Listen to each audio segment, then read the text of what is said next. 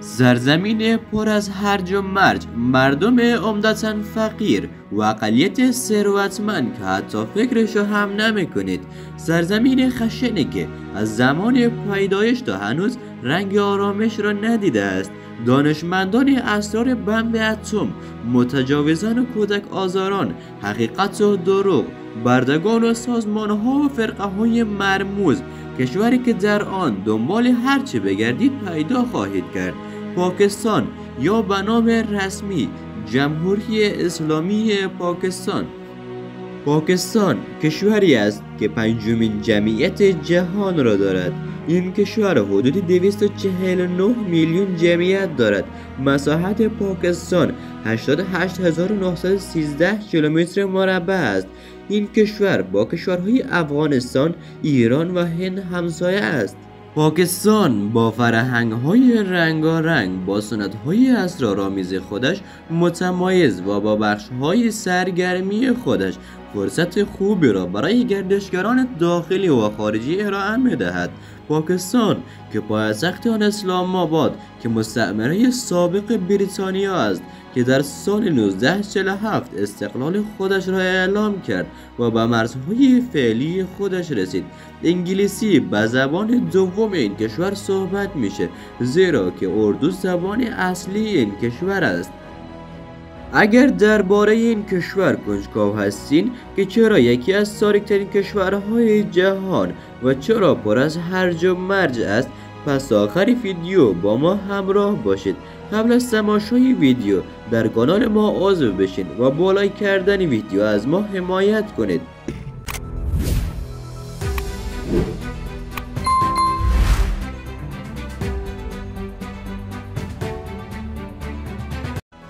برای نحو تشکیل پاکستان اول باید نگاهی به کشور هندوستان بندازیم. در هند بین مسلمانان و هندوهای این کشور سالهای سال جنگ بود. آدمها حتی دوستای خودشان را به خاطر عقاید و اعتقادات متفاوت میکشتند. هندوها و مسلمانان در هند شهرهای خاصی برای خودشان داشتند. تفرقه در کشور هند بیداد میکرد. چاوتهاری رحمت علی کتابی در سال 1933 نوشت. اولین بار از کلمه پاکستان استفاده کرد. کلمه پاکستان از حرف اول شهرهایی که مسلمانان حد اکثر بودن ساخته شده. حرف پ ایالات پنجاب، حرف الف افغانستان، حرف کاف ایالات کشمیر، حرف سین مخفف ایالات سین و تان هم نشانه بلوچستان بود. بعد اینکه در کتاب محمد علی به کلمه پاکستان اشاره شد، مردم این کلمه را پذیرفتند و در کل کشور از آن استفاده میکردند. با این حال هند در سال 1843 تحت حمایت بریتانیا بود. حتی اگر پاکستان را به عنوان یک کشور قبول میکردند، رسیدن به این آزادی بدون اجازه بریتانیا غیر ممکن بود. بریتانیا بعد جنگ جهانی دوم ضعیف شد و دیگر قدرتی برای کنترل هندوستان نداشت. بنابر خواست مسلمانان یعنی هندوستان در سال 1947 به استقلال رسید. اول پاکستان و بعد هندوستان از اسارت نجات پیدا کردند. پاکستان کلمه بود که 20 سال در شرق و غرب آسیا داده شده بود، اما در سال 1971 تحت جنگ داخلی پاکستان شرقی از پاکستان غربی به کلی از هم جدا شدند و تبدیل به کشور بنگلادش شد. بنابراین مرز هند و پاکستان تنها مرز ساخته شده دست انسان است که از فضا دیده می شود. این مرز در طول 3200 کیلومتر با سیم‌های خاردار توسط پاکستان ساخته شده. در طول شب روشن شده تا هیچ نقطه تاریکی وجود نداشته باشد. به همین خاطر وقتی از فضا به این مرز نگاه میکنیم، این مرز نارنجی رنگ و تبعیض‌آمیز به خاطر نفرت مردم از هم کشیده شده. زبان مردم پاکستان اردو بوده، ولی به خاطر اینکه در زمان بریتانیا بیشتر از زبان انگلیسی استفاده میشد، بعد از زبان اردو زبان انگلیسی مورد استفاده قرار میگیرد. اگر بنگلادش هنوز بخشی از پاکستان بود، جمعیت این کشور 380 میلیون نفر، مساحت آن هم بیش از 1 میلیون متر مربع می شد. این کشور چنان جامعه پر از هرج و مرج است که کنار 60 زبان گویش، لهجه های مختلف در میان مردم، زبان های رسمی این کشور را انگلیسی و اردو تشکیل می دهد که می توان این کشور را کشور تضادها دانست، به طوری که پاکستان صاحب یکی از قوی ترین ارتش جهان است، اما فقط 47% آن سواد خواندن و نوشتن را دارد. بر اساس سازمان یونیسف، نیمی از کودکان پاکستان به مدرسه نمی روند، یعنی 22 میلیون کودک از 51 میلیون کودک از تحصیل باز مانده. این کودکان قبل از 7 سالگی در مزارع و بازارها شروع به کار می کند و اینکه فرستادن دختران به مدارس در بعضی از نقاط این کشور از نظر مردم تندروی مذهبی گناه می باشد. برای مثال، طالبان پاکستان که اکثرا در مناطق شمالی و قبیله‌ای این کشور از قدرت بسیار منحصر به فرد برخوردار است، در شهرهای تحت کنترل خود دختران را از رفتن به مدارس منع کرده و دختران و خانواده هایی که از آن سرپیچی کند به شدیدترین شکل ممکن مجازات می کند. در این کشور مدارس دولتی هیچ امکانات خاصی ندارد برای آموزش، اما مکاتب سبک غربی یا مکاتب خصوصی از مزایای خاصی برخوردار است. بیشتر از دانشمندانی که باعث قدرتمند شدن ارتش این کشور شدند در مدارس سبک غربی این کشور تحصیل کردند و آنانی که توانایی آن را ندارد که در این مدارس بروند در مدارس دولتی یا در مدارس مذهبی می روند. حالا کمی با زندگی مردم پاکستان آشنا شویم. مردم پاکستان چند برابر شانس بیشتر برای زندگی بهتر از مردان دیگر کشورها برای آینده دارد.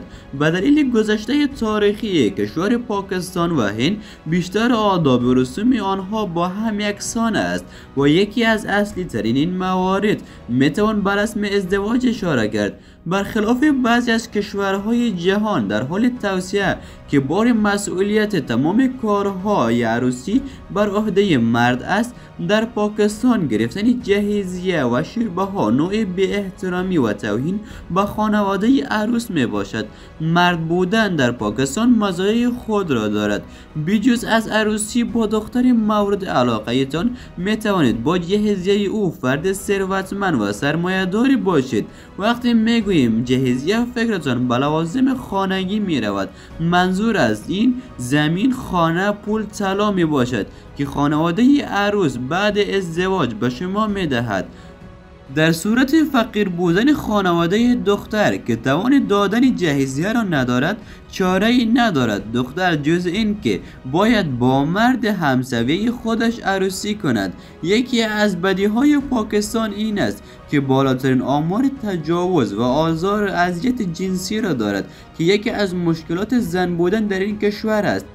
امکان ندارد زن به تنهایی از خانه خارج شود و در طول روز مورد دهها آزار کلامی و تعرض جنسی قرار نگیرد، به شکلی که گاهی با آزار و اذیت دست جمعی تبدیل می شود. در این کشور تنها زنان مورد و آزار اذیت قرار نمی گیرند. در این کشور پسران و کودکان با یک رسم به اسم بچه بازی توسط مردان مسن که مورد سوء استفاده جنسی قرار می گیرد که یکی از رسم‌های خجالت آوری است که در آسیای مرکزی سالهای سال است رواج دارد. این سنت در بخش‌هایی از افغانستان، پاکستان و در بخش‌های مرکزی این کشور رواج دارد. پاکستان به صورت رسمی در سال 1980 اولین کشور دارای بمب اتم و قدرت هسته‌ای تبدیل شد و این کشور ماهواره خود را در سال 1990 به فضا فرستاد. این کشور یکی از ارتش‌های قدرتمند جهان را به اعتراف اطلاعات غربی بهترین سرویس جاسوسی و اطلاعات جهان یعنی ISI را در اختیار دارد. با وجود اینکه توانمندی‌های نظامی و تکنولوژی این کشور بالاست، بخش بزرگ مردم این کشور در فقر و ناداری زندگی میکند. به همین علت بخش فقیر این جامعه در حال فرار از این کشور است که سالانه تعداد زیادی از این مهاجرین از ایران به ترکیه رفته و از آنجا به کشورهای اروپایی میروند. پاکستان از نظر جغرافیایی شگفتی‌های زیادی دارد، در حالی که پارک ملی دیوسایی چشم نواز است. البته معماری‌های پاکستان جذابیت خاصی دارد. دیوارهای قلعه رانیکوت که بزرگترین قلعه دنیاست که 26 کیلومتر طول دارد به دستور شاه جهان ساخته شده است. بزرگترین جنگل مصنوعی دنیا، جنگل چانامانگا در هندوستان قرار دارد که یکی از نمادهای کشور پاکستان است. چیزهای بد گردشگری در کشور پاکستان آلودگی هوا و بوی بد آن است. در حال حاضر بزرگترین مشکل پاکستان اعتیاد به مواد مخدر است. در سال 2015 گارد ساحلی هند یک کشتی حامل مواد مخدر که در آن حدود 200 کیلو هیروئین با ارزش 100 میلیون دلار بود متوقف کرد که در حال رفتن با پاکستان بود و این کشف بزرگترین کشف هیروئین در کل دنیا بود. در پاکستان هر گوشه و کنار میتونید شخصی را پیدا کنید که در حال خرید و فروش مواد مخدر است. این شرایط تبدیل به این شده که پاکستان کشوری شود که بیشترین تولید هیروئین را در دنیا دارد. در سال حدود 44,000 تن هیروئین مصرف میشه در این کشور که 2 برابر مصرف ایالات متحده آمریکاست. پاکستان سالانه 2 میلیارد دلار برای هیروئین هزینه میکند. به گزارش سازمان ملل متحد بیش از 25 میلیون نفر در پاکستان به هیروئین اعتیاد دارد. در نقطه مرزی این کشور از هر 10 نفر 1 نفر معتاد به هیروئین است که قیمت هر گرم هیروئین در پاکستان حدود 2 دلار است، در حالی که این قیمت خیلی پایین از قیمت هیروئین در اروپا می باشد. پاکستان با 920,000 سرباز هفتمین قدرت جهان و ارتش بزرگ دنیا را دارد. دونالد ترامپ رئیس جمهوری سابق آمریکا در سخنرانی در سال 2015 پاکستان را پناهگاه امن توریست ها خطاب کرد و گفت پاکستان خطرناکترین کشور برای گردشگران آمریکایی و اروپایی است. پس از حمله القاعده به برج‌های دوقلوی آمریکا در سال 2001 به رهبری اسامه بن لادن، آمریکا به جدیت دنبال این رهبر القاعده بود که در حدی که FBI اعلام کرده بود هر که بن لادن را زنده یا مرده بیاورد برایش 25 میلیون دلار جایزه میدهد. اسامه بن لادن 5 سال آخر عمرش را در پاکستان بود. به همین علت بیشترین گروه‌های تروریستی در آن آموزش داده می شود و بیشترین گروه‌های تروریستی در این کشور جا دارد، مثل القاعده، طالبان و دیگر گروه‌های تروریستی.